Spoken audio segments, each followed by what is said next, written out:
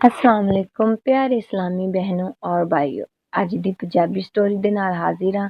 ਸ਼ੁਰੂ ਕਰਦੇ ਹਾਂ ਅੱਜ ਦੀ ਸਟੋਰੀ। ਉਮਰ ਜੋ ਕਿ ਇੱਕ ਨਿਹਾਇਤ ਸ਼ਰੀਫ ਤੇ ਨੇਕ ਲੜਕਾ ਸੀ।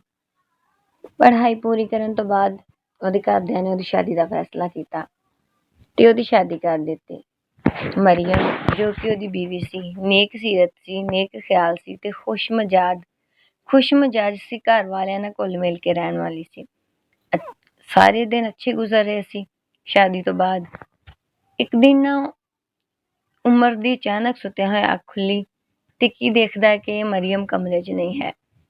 ਉਹ ਸੋਚਦਾ ਹੈ ਕਿ ਸ਼ਾਇਦ ਪਾਣੀ ਪੀਣ ਗਈ ਹੋਏਗੀ, ਬਾਹਰ ਗਈ ਹੋਏਗੀ, ਟਹਿਲਣ ਆ ਜਾਏਗੀ, ਪਰ ਉਹ ਸੋ ਜਾਂਦਾ ਹੈ।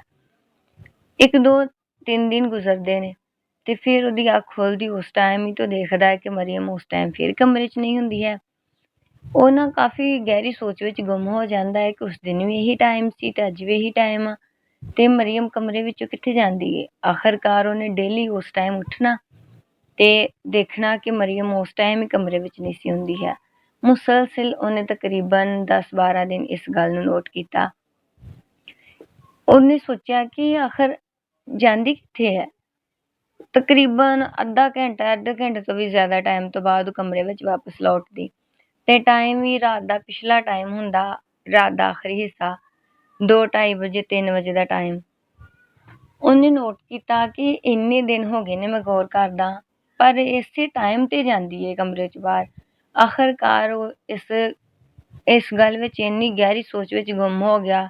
ਸਾਰਾ ਦਿਨ ਉਹਨੇ ਇਹੀ ਗੱਲ ਸੋਚਦੀ ਰਹਿਣਾ ਕਿ ਮੇਰੀ ਬੀਵੀ ਜੋ ਕਿ ਨੇਕ ਸੀਰਤ ਤੇ ਨੇਕ ਖਿਆਲ ਹੈ ਤੇ ਮੈਂ ਕਿਸ ਤਰ੍ਹਾਂ ਉਹਦੇ ਬਾਰੇ ਕੁਝ ਸੋਚ ਸਕਦਾ। ਉਹ ਕਿੱਥੇ ਜਾਂਦੀ ਹੈ, ਮੈਨੂੰ ਕੁਝ ਸਮਝ ਨਹੀਂ ਆਉਂਦੀ।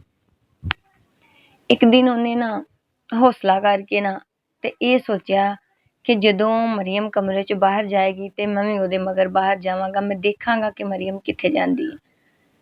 ਮਰੀਮ ਜਦੋਂ ਰਾਤ ਦਾ ਪਿਛਲਾ ਪਹਿਰ ਹੋਇਆ ਕਮਰੇ 'ਚੋਂ ਬਾਹਰ ਨਿਕਲ ਕੇ ਚਲੀ ਗਈ। ਉਮਰ ਵੀ ਉਹਦੇ ਪਿੱਛੇ ਪਿੱਛੇ ਚਲਾ ਗਿਆ ਕਮਰੇ 'ਚ ਬਾਹਰ। ਉਹਨੇ ਦੇਖਿਆ ਕਿ ਮਰੀਮ ਉੱਪਰਲੀ ਸੀੜੀਆਂ ਚੜ੍ਹ ਕੇ ਉੱਪਰ ਦੀ ਮੰਜ਼ਿਲ ਤੇ ਜਾ ਰਹੀ ਹੈ। ਉਮਰ ਵੀ ਉਹਦੇ ਪਿੱਛੇ ਉੱਪਰ ਵਾਲੀ ਮੰਜ਼ਿਲ ਤੇ ਚਲਾ ਗਿਆ। 2 3 ਕਮਰੇ ਛੋੜਨ ਤੋਂ ਬਾਅਦ ਇੱਕ ਕੋਨੇ ਵਿੱਚ ਕਮਰਾ, ਮਰੀਮ ਨੇ ਉਹਦਾ ਦਰਵਾਜ਼ਾ ਖੋਲ੍ਹਿਆ ਤੇ ਕਮਰੇ ਦੇ ਅੰਦਰ ਦਾਖਲ ਹੋ ਗਈ। ਉਮਰ ਬਾਹਰ ਖੜਾ ਕਾਫੀ ਪਹਿਲਾਂ ਖੌਫਜ਼ਦਾ ਸੀ, ਪਰ ਫਿਰ ਉਹਨੇ ਹੌਸਲਾ ਕਰਕੇ ਦਰਵਾਜ਼ਾ ਖੋਲ੍ਹਿਆ। ਦੇਖਿਆ ਠਹਿਰ ਕੇ ਦਰਵਾਜ਼ਾ ਖੋਲ੍ਹ ਕੇ ਤੇ ਜਦੋਂ ਉਹਨੇ ਦੇਖਿਆ ਨਾ ਤੇ ਹੈਰਾਨ ਪਰੇਸ਼ਾਨ ਰਹਿ ਗਿਆ, ਬਿਲਕੁਲ ਖਾਮੋਸ਼, ਕਿਉਂਕਿ ਉਹਨੇ ਦੇਖਿਆ ਕਿ ਉਹਦੀ ਬੀਵੀ ਕਮਰੇ ਦੇ ਵਿੱਚ ਉਸ ਟਾਈਮ ਤਹੱਯਤ ਅਦਾ ਕਰਨ ਜਾਂਦੀ ਸੀ ਤੇ ਘਰ ਦੇ ਸਾਰਿਆਂ ਦੀ ਨੀਂਦ ਖਰਾਬ ਨਾ ਹੋਵੇ ਇਸ ਕਰਕੇ ਉੱਪਰ ਦੀ ਮੰਜ਼ਿਲ ਤੇ ਜਾ ਕੇ ਤੇ ਉਹਨੇ ਕਮਰੇ ਵਿੱਚ ਇਸ ਤਰ੍ਹਾਂ ਦੀ ਇਬਾਦਤਗਾਹ ਬਣਾਈ ਹੋਈ ਸੀ ਕਿ ਉੱਥੇ ਬਹਿ ਕੇ ਤਹੱਯਤ ਪੜ੍ਹਦੀ ਸੀ, ਆਪਣੇ ਰੱਬ ਨਾਲ ਗੱਲਾਂ ਕਰਦੀ ਸੀ, ਆਪਣਾ ਫਰਜ਼ ਅਦਾ ਕਰਕੇ ਆ ਕੇ ਤੇ ਫਿਰ ਸੋ ਜਾਂਦੀ ਸੀ। ਸ਼ੋਹਰ ਦੀਆਂ ਅੱਖਾਂ ਵਿੱਚ ਆਂਸੂ ਆ ਗਏ ਕਿ ਮੈਂ ਆਪਣੀ ਬੀਵੀ ਦੇ ਮਗਰ ਆਇਆ ਵਾਂ।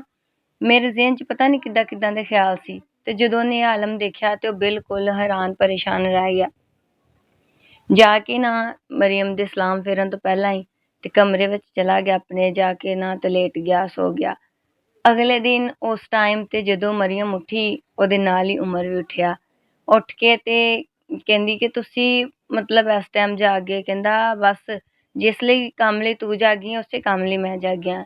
ਉਹ ਹੈਰਾਨ ਹੋ ਕੇ ਤੇ ਉਹ ਹੈਰਤ ਭਰੀਆਂ ਨਿਗਾਹਾਂ ਨਾਲ ਉਹਦੇ ਵੱਲ ਦੇਖਦੀ ਹੈ ਤੇ ਕਹਿੰਦਾ ਅੱਜ ਆਪਾਂ ਤਹੱਯਤ ਮਿਲ ਕੇ ਅਦਾ ਕਰਾਂਗੇ।